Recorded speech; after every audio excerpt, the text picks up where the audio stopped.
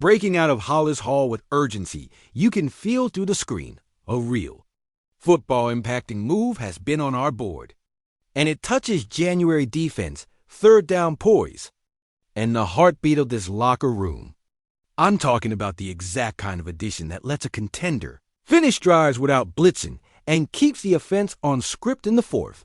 Here's what I'm putting on your plate today. Clean and simple so you can ride with me to the end. First, I'm going to frame why our defense under Ben Johnson and Dennis Allen has earned a targeted swing at off-ball linebacker. Then I'll show you the tape traits that make this specific player matter on our field. I'll walk through the cap math in English, not accounting speak. I'll map the ripple effects on our sub-packages. And only quando toca a searing, I'll land the headline that ties today's market to our reality. Let's get to the football. Our identity has sharpened. The Bears are playing faster to the ball, winning early downs with leverage and angles, and stringing takeaways because the spacing is right and the tackling is honest. You feel it in the way our safeties trigger, in the way our corners squeeze out breakers to the sideline. That's the foundation. Now, the last 20%, the piece that separates. Good Sunday defense from January defense lives at the second level, a true green dot who erases option routes, owns screens before they become explosives, and baits quarterbacks into conflict throws between the numbers. When you get that guy, your simulated pressures hit harder. Your four-man rush gets home one beat sooner, and your red zone snaps play on a string. And that, family, is why the name I've been tracking for you is Logan Wilson. A three-down linebacker with advanced coverage instincts and the production to match. We're talking about a linebacker who can carry seams. Overlap to the flat, snap from zone drop to break on the ball.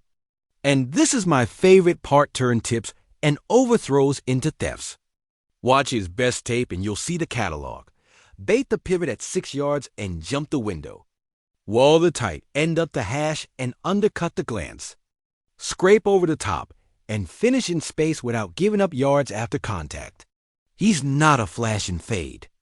He's a closer who plays the ball like a safety and sorts traffic like a mic. In our structure, picture it. 2-4-5 nickel, too high shell that spins late. Wilson handling the strong hook while our star squeezes the slot. Quarterback hitches once and the window is gone. Now flip to 3rd and 6. We bluff mug, walk the WIL into the A-gap, peel him post-snap, and let Wilson patter at 5 yards with eyes in the backfield. Shallow cross shows, bang, shoulder through the catch point, drive over. That's not highlight reel noise. That's defensive efficiency. And do not sleep on his next snap temperament. After a sudden change, he settles the huddle and reboots the spacing. That matters here. Let's keep it practical and talk availability and economics in a way that respects your time. Wilson's deal isn't a rental flyer. It's real veteran money, but not edge rusher money. And the guarantees were structured to make a trade digestible for a team that knows how to value coverage at linebacker. For us, the calculus is simple. Can you absorb the remaining cash without borrowing from tomorrow's core? And can you build a 2026 cap plan that layers his number with your next two priorities? If the answer is yes, you're not paying for a name. You're paying for stability in the most fragile area of a modern defense, the triangle between the hashes. That stability lets Dennis Allen keep the disguise library open on weekdays and closed on Sundays, because you trust your second level to fix pictures after the snap. Think ripple effects. With Wilson in the room, the green dot conversation gets easier. Your dime backer becomes a true sub-package weapon instead of a Band-Aid. And your front four earns one more pure rush down per series because you're not chasing tackles in the flat.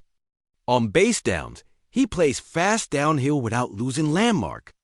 On pass downs, he lets you call games with your interior because you're not babysitting the middle. I'll give you the sequences I've drawn on the board all week. Empty check, he stacks inside leverage on 3, squeezes the stick, and forces the quarterback to hold. Motion the bunch. He bumps the distribution without panic, overlaps number 2, and kills the pick and rub before it's cheap. Screen alert. He reads the soft set from the guard, triggers, and tackles through the thigh, 5 yards behind where that play was designed to end. You can feel why the staff is attracted to the player. And because this is Bears News Fan Report, I won't duck the room. Culture. You don't walk into Hollis Hall and bluff the standard. You earn it Tuesday to Saturday and cash it Sunday. Wilson's rep around the league matches what we ask film room grown-up. Special teams pride early in his career, captain material by year 4, stable in big moments. Slot that into a young core and you raise the floor of every install. Now, I told you we'd land the headline when the context could actually hold it. SO here VL Climax. As of this afternoon, Dallas moved and pried Logan Wilson off Cincinnati's roster before the bell. That's the beat. It doesn't erase the football logic we just walked through. It reframes it. Instead of should Chicago pay the freight for Wilson, the real question becomes, did the Bears need to beat that price? And if not, what's the next move that nets the same impact per dollar? My answer, clean and honest. We were right to be in the market for that archetype. But we were just as right not to set fire to future picks or distort the cash map for a position where our scheme has already driven takeaways. The line between aggressive and reckless is thin in November. You protect the culture and the cap, or you end up patching in June. This front office has been consistent. Add when the value is real, not when the rumor is loud. That said, the need we just outlined didn't disappear with one transaction. It sharpened. The pivot looks like this. Explore second-tier veterans with proven coverage downs who can be had on low cash. Incentive-heavy structures. Use the waiver wire and post-deadline street market for a specialist who eats snaps and dime in 2 minutes. And widen scouting in December for a rookie who can actually drop and finish the ball, not just rack combine numbers. Meanwhile, maximize what's here. With the way our turnover differential has swung, you can lean into the identity. Keep the disguises honest. Let the front earn rushes with Tay stunts on money downs. And make your second level the smartest unit on the field. If December brings a clearance on a similar profile, you reopen the file. If not, you ride what you built and you hunt matchups with alignment and motion rules. Before I close, I want your read in the comments. Rapido y claro. Would you have pushed past Dallas' offer to land Wilson today? Or are you with me that the smarter play is to hold the line and target coverage value without taxing the 2026 draft?